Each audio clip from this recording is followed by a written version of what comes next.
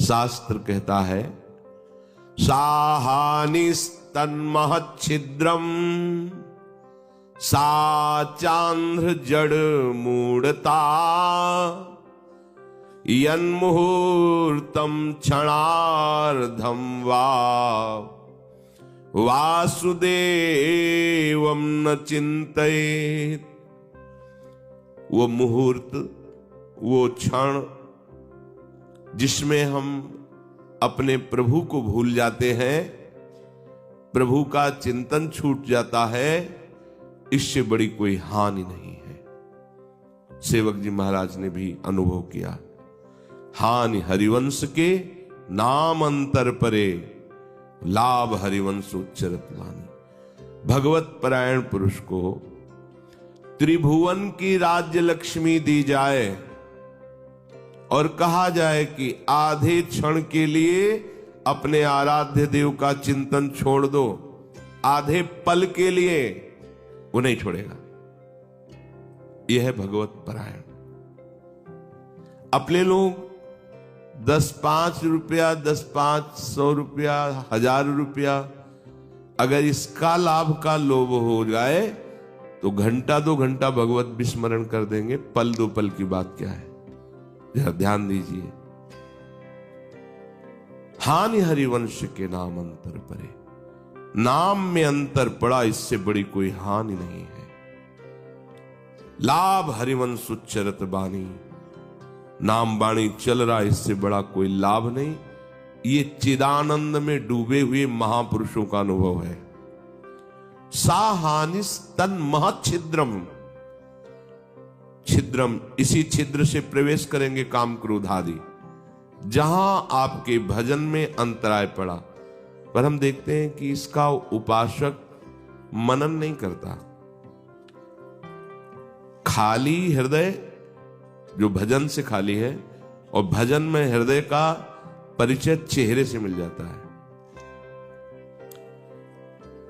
जब भजन में चित्त डूबा होता है तो उसके चेहरे से परिचय मिल जाता है कि भजन में डूबा हुआ है। और कर पावे न कर पावे, पर जो भजनानंदी उसको पता चल जाएगा।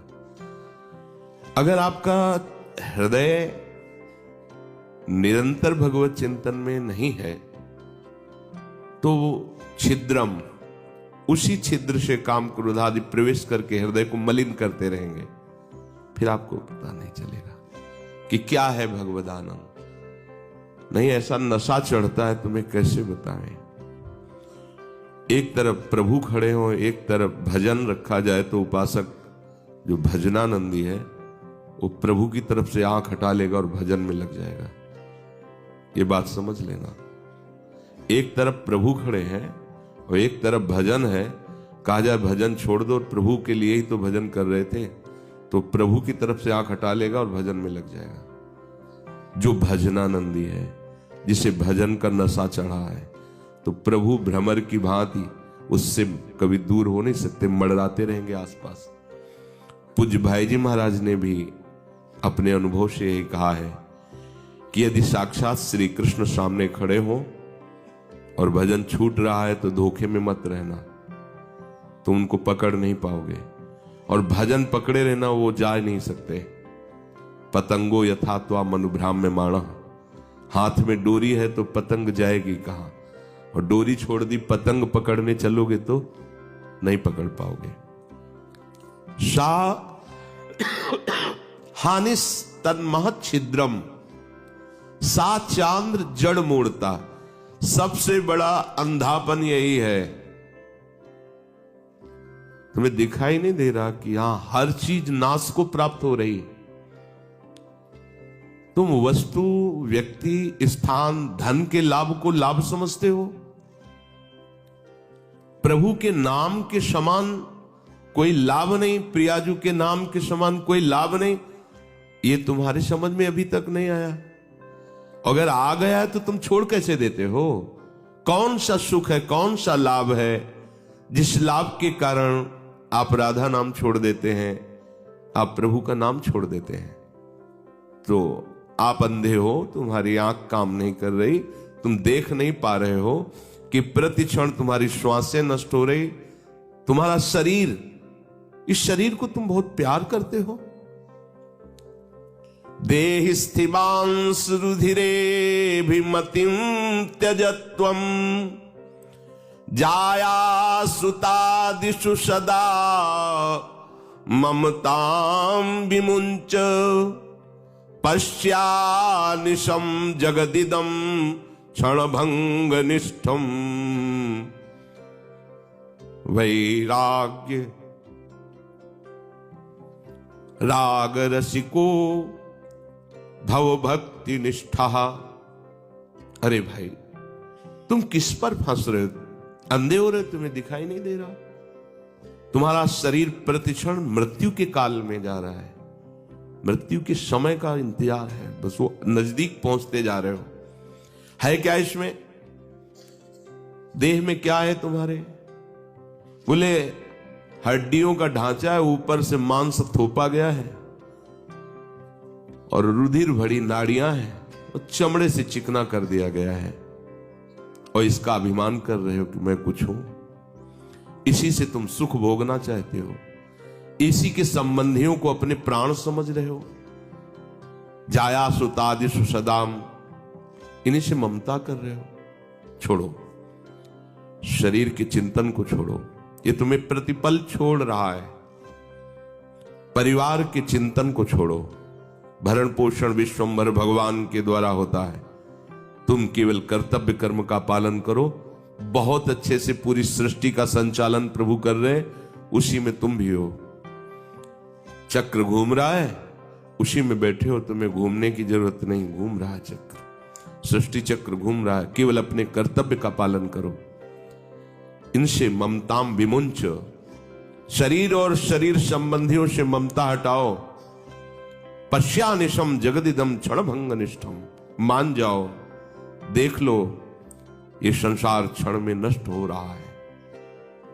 अभी समझ में नहीं आ रहा है, मान जाओ महापुरुषों की बातें, भगवान की बातें, तो आप आनंद में डूब जाओगे।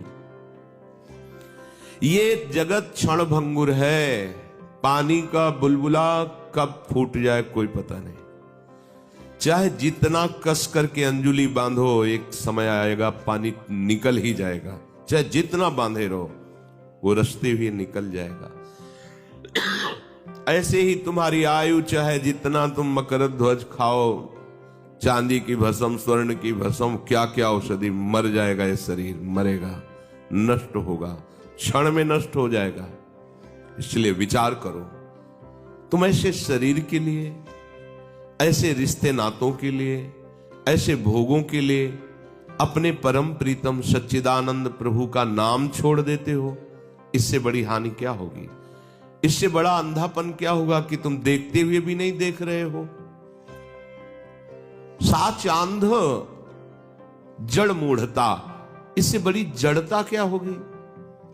इससे बड़ा मूर्खपना क्या होगा? असली दूध छोड़कर चावल की धोवन को पी रहे हो, असली दूध का त्याग कर रहे हो। एक तरफ कामधेनु का दुग्ध रखा है और दूसरी तरफ चावल का धोवन है, दिखाई वैसे ही देता है पर बहुत अंतर है।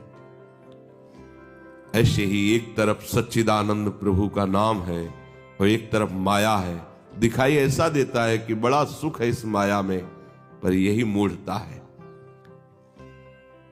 तय बालक नहीं भर्यो शयानव, काहे कृष्ण भजत नहीं नीके, अति सुमिष्ट तजीव सुरभिन पय, मन बंधत तंदुल जल फीके। प्रभु के नाम रूप लीला अमृत का त्याग करके इस मृत्यु लोक के मृत भोगों को तुम भोगना चाहते हो, जैसे कोई कामधेनु के दुग्ध का त्याग करके चावल का धोवन पीना चाहे। यही मूढ़ता है।